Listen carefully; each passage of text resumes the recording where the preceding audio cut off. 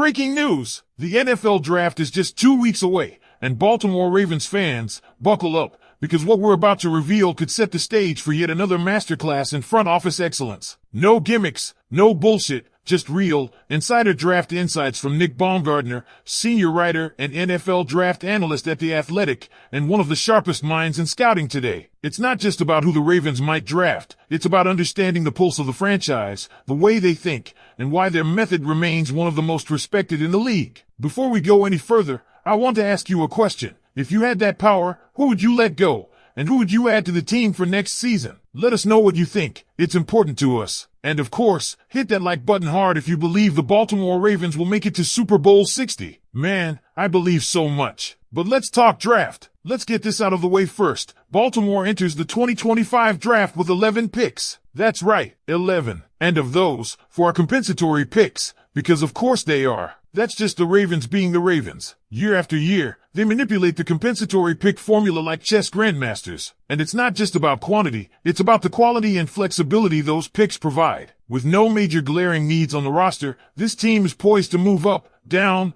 or stay at pick 27, depending entirely on how things play out. That's the sweet spot for a team with an open Super Bowl window. Now, where could they go with that 27th pick? Edge rusher. That's the position that keeps popping up, and for good reason. The AFC North is loaded with elite pass rushers, TJ Watt, Myles Garrett, Trey Hendrickson, and Baltimore, right now, doesn't have that guy. Adefiola is explosive but inconsistent. David Ohabo has been a disappointment due to injury. Tavius Robinson, a solid run defender, doesn't bring the juice as a pass rusher. Names like Donovan Ezeruaku and James Pierce Jr. have been floated. Ezeruaku, a polished edge rusher with a mature game, is a potential steal if he slides. Pierce, off-field concerns, but an elite athlete. If anyone can harness that raw talent, it's a culture like Baltimore's. And then there's the defensive line. Don't forget, this class is deep, maybe the deepest group of defensive tackles we've seen in years. Think back to Travis Jones falling to the Ravens in the 3rd round. That scenario could easily play out again.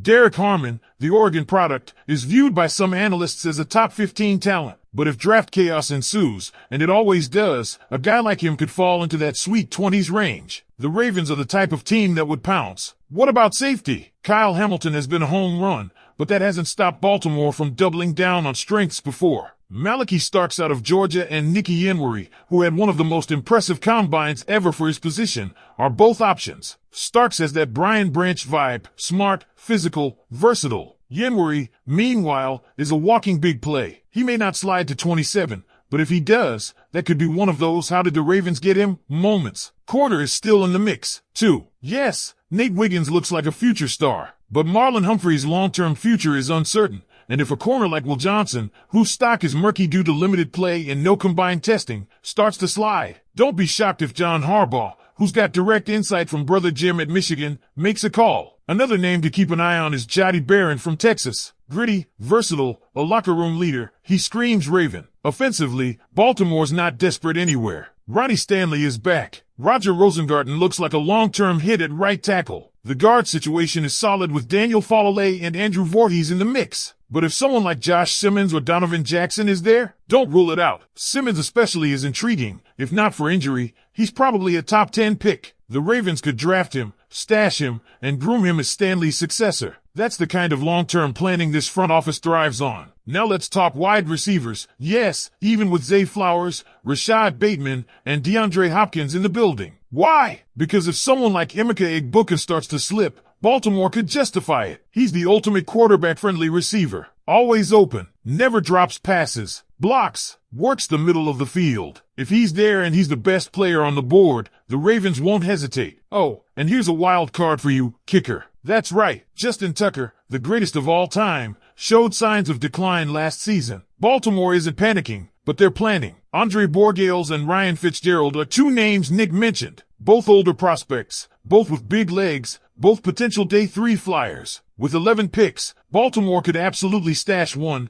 let him learn under Tucker, and prepare for the next era. That's the kind of layered, forward-thinking approach that makes the Ravens the model franchise they are. No panic moves, no overreactions, just consistent, smart football decisions rooted in value, fit, and long-term planning. So now it's your turn. What do you think the Ravens should do at 27? Trade up? Trade back? Stay put and grab a blue chip talent who fell through the cracks? Hit the comments and let's talk it out. What's the dream scenario for Baltimore on draft night? And as we continue this deep dive, let's not ignore the strategic implications of what's happening around the Ravens. This isn't just about their roster in a vacuum. It's about how their decisions stack up in a fiercely competitive AFC. You've got Joe Burrow coming back strong in Cincinnati, Deshaun Watson with a lot to prove in Cleveland, and Pittsburgh always finding ways to hang tough. Baltimore knows that standing still is falling behind. That's why even positions that might seem stable, like safety or wide receiver, are still very much in play. The Ravens have built a culture where iron sharpens iron, where depth isn't just a luxury, it's a necessity. They're always 2 steps ahead, drafting with next year's free agent market and the following season's cap implications in mind. That's why you shouldn't be shocked if they take someone like Malachi Starks even though they have Kyle Hamilton. That's why you shouldn't blink if they add another wideout when Hopkins, Bateman, and Flowers are all in the building. Because they're building not just for 2025, but for 2026, 2027, and beyond. Let's take a closer look at the offensive line again. The Ravens brought in Josh Simmons for a visit, a player whose ceiling might be as high as any offensive lineman in this class if he recovers well from his injury. Think about the long game here. Ronnie Stanley's deal isn't going to last forever. Having a young tackle in waiting who can kick inside the guard right now, that's premium value, especially if you're getting him at pick 27. Same goes for someone like Donovan Jackson. Played guard most of his career, kicked out to tackle out of necessity. He's big, experienced, tough, and more importantly, he fits. Baltimore loves linemen who can play multiple spots, and Jackson brings that in spades. And for a team that thrives on bullying opponents in the trenches, don't be surprised if they reinforce that identity, even if fans are hoping for more flashy picks. Now defensively, Omar Normanlott is a name you'll want to remember. He's not the biggest interior defensive lineman, but he's explosive, quick off the snap, long arms, heavy hands, a guy who can collapse the pocket and win with leverage. Think of him as an interior disruptor who might not be a full-time starter day one, but could be a key rotational piece who blossoms into a major contributor by mid-season. And that's often exactly what the Ravens get out of their day 2 picks. Then there's Jacob Parrish, a cornerback many might not know, but who fits the Baltimore mold. Fast, feisty, undersized but competitive. He's been battle-tested and has the kind of attitude that the Ravens coaching staff loves. Don't be surprised if he ends up being one of those day 3 steals that Ravens fans are raving about by October. It's a deep corner class in spots, and Baltimore is one of the best in the league at finding talent that fits their scheme and culture. One more position worth mentioning, linebacker. Yeah, Baltimore has Roquan Smith and Trenton Simpson, and that might seem locked down, but in a class that's stronger than usual at off-ball linebacker, someone slipping into day 3 territory could easily find a home here. The Ravens never shy away from adding physical, smart, downhill linebackers who can fly around and hit, especially with special teams always in mind. So now that you've heard all of this, from edge rushers and corners to kickers and guards, it's your turn, Ravens flock. What's your favorite move they could make? Who's your draft crush this year? Do you want to see them swing big and trade up, or stockpile more picks with a trade down? Hit those comments and let's get the draft party started early. This is shaping up to be one of the most fascinating draft nights for Baltimore in years, and we'll be here every step of the way. Let's go!